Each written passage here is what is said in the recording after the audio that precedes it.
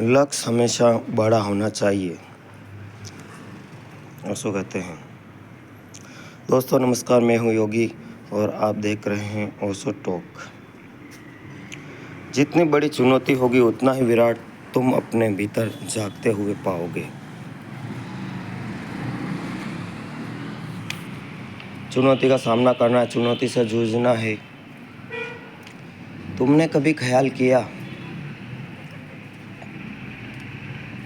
अगर किसी कठिनाई के समय में तुम जूझ पड़ते हो तो तुम्हारे भीतर बड़ी ऊर्जा होती है, जैसी सामान्यतया नहीं होती। समझो कि घर में आग लग गई, तुम थके आए थे कि 7 दिन में यात्रा कर रहे थे, सारा शरीर टूट रहा था और तुम बिल्कुल थके मांदे थे और भूखे थे और चाहते थे किसी तरह भोजन करके गिर पड़ो बिस्तर में, खो जाओ 2 दिन के लिए बिस्तर में। 2 दिन में उठेंगे, कहीं नहीं जाएंगे। अगर खाने की बात दूर, देखा कि घर में लपटे आग जल रही है, सब भूल जाओगे। 7 दिन की थकान, शरीर का टूटा फूटा होना, भूख, निद्रा, सब गायब।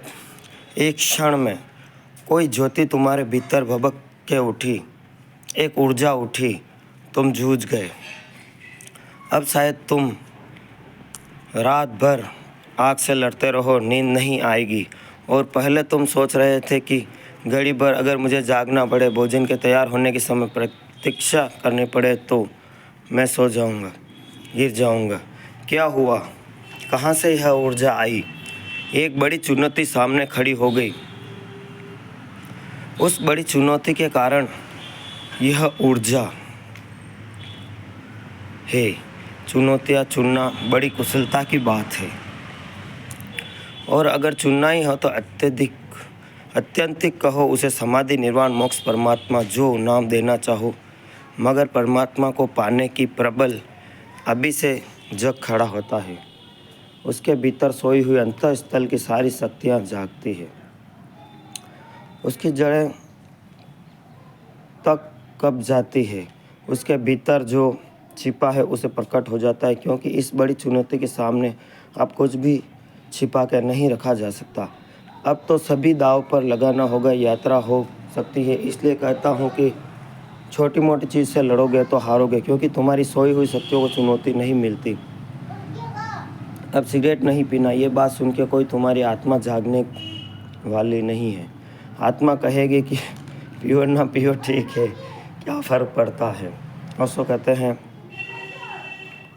कि नमक नहीं खाएंगे, आज भोजन में घी नहीं लेंगे।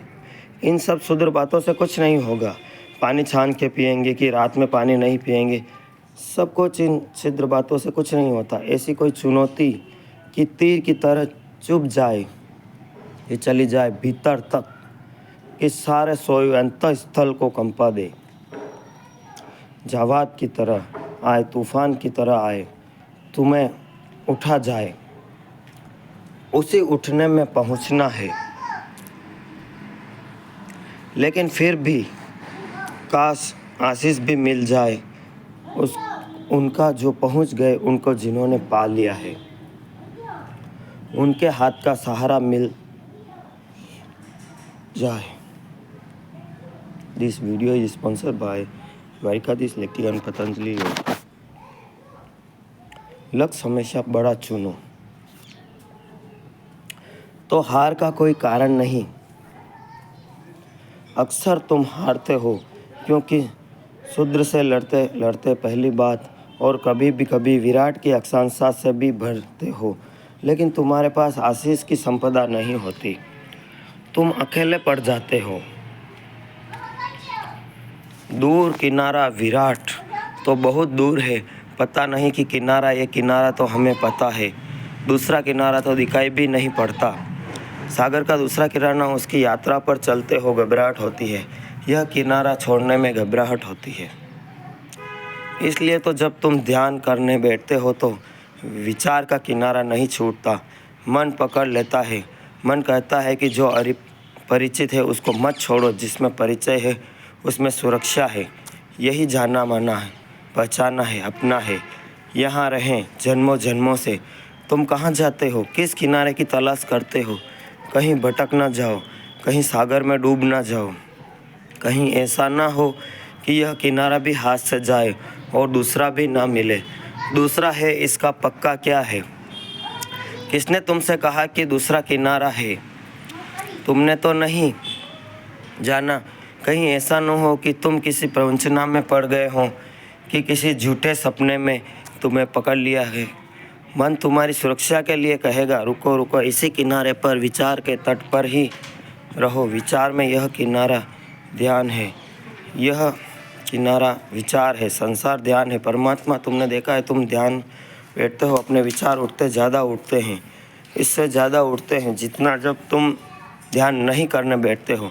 24 घंटे हजार काम में लगे रहते हो, इतने विचार नहीं सताते।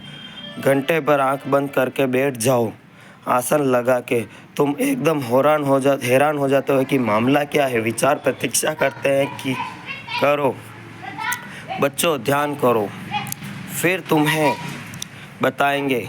सब तरफ से टूट पड़ते हैं, सब तरफ से टूट पड़ते हैं, सब दिशाओं से हमला बोल देते हैं, जैसे प्रतीक्षा में थे।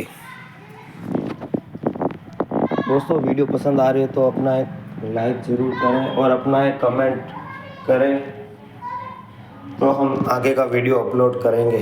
बहुत बहुत धन्यवाद। आप सबके बेटे परमात्मा को प्रणाम करता हूँ।